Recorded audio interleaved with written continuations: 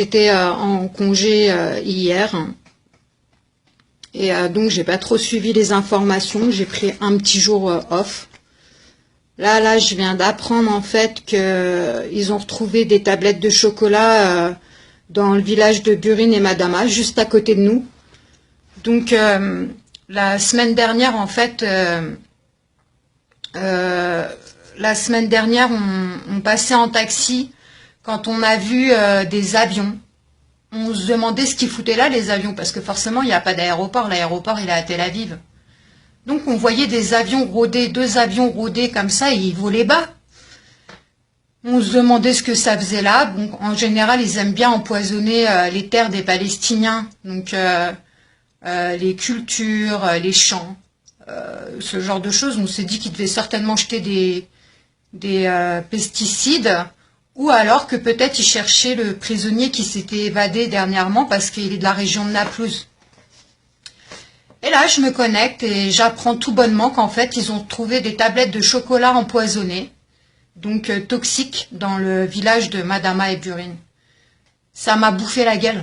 Je suis énervée là, mais à un point pas possible. Forcément, les gamins, qu'est-ce qu'ils font? Ils mangent, en sachant qu'il n'y a pas de tablettes de chocolat qui sont vendues dans les territoires occupés, sauf quand ça vient d'Israël. Donc en fait, les tablettes de chocolat, je m'exprime un peu mal, je suis énervée.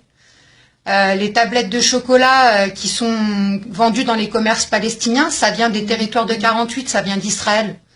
Les Palestiniens, ils sont restreints dans leurs produits, comme la mayonnaise. C'est pas fait en Palestine, c'était dans les territoires de 48, ça vient des territoires de 48, pardon. Donc voilà, ils ont retrouvé ça il y a 2 jours dans les champs. Dans les champs, dans le village de Burin et de Madama, je me répète. Moi, aujourd'hui, je vous demande ok, c'est bien de s'informer, mais il faut partager. Parce que les gens, ils doivent savoir dans le monde. Il faut absolument partager ça. Les gens, ils doivent savoir que Israël assassine les enfants, parce que c'est les enfants, les adultes, eux, ils savent très bien que c'est pas vendu dans les territoires occupés. Donc, ils vont pas aller l'ouvrir, ils vont se méfier, ils sont très méfiants, les adultes. Mais les gamins, un gamin de 3-4 ans, il va l'ouvrir la tablette de chocolat, il va la bouffer. Et juste tu la touches, c'est toxique, ils peuvent être empoisonnés. Donc là, ils ont appelé par les haut-parleurs de la mosquée des 2 villages à surtout pas toucher à ces tablettes et que s'il y avait des gamins ou des gens qui en trouvaient, il fallait contacter au plus rapidement possible la police palestinienne. Mais faut partager en masse. Il faut que faut que le monde sache, même si c'est nos grands-pères et nos grands-mères, qu'Israël empoisonne les gamins. C'est bien de regarder l'info, mais il faut partager. Parce que moi, ça me fatigue. Des fois, je partage des infos, ok, c'est vu, mais c'est pas partagé et c'est dommage, je comprends pas pourquoi. Même si les gens, ils s'en foutent, faut qu'ils le sachent. C'est important. Donc, il faut savoir aussi qu'ils empoisonnent le bétail, les animaux. Ils empoisonnent les animaux quand ils leur coupent pas la tête. À savoir que le mouton le plus léger ici, il fait 450 €. Donc voilà. Ils empoisonnent l'eau des puits. Donc ça encore, les Palestiniens, ils vont aller prendre leur eau des puits, ils vont la boire, ils vont finir avec des maladies pas possibles, avec des cancers, ils vont finir empoisonnés. Voilà, ils empoisonnent tout, ils innovent dans leur barbarie. Il y a eu quoi encore? Ça me dépasse. Il y en a tellement que ça me dépasse. Je vais le lâcher. Je suis censée pas en parler parce qu'on veut faire une étude, mais ils castrent les gamins au rayon X en garde à vue. Donc ils les foutent sur des chaises basses qui sont boulonnées sur des plaques en métal, sur des plaques métalliques au sol. Et donc, on s'est aperçu qu'ils tuaient la teigne dans le temps des Allemands. Ils tuaient la teigne donc par ces méthodes-là. Et la plaque au sol, la plaque métallique, elle était faite donc pour éviter que les rayons X ils leur bouffent les testicules. Sauf qu'ils se sont aperçus qu'à forte dose, ça entraînait une castration aux rayons X.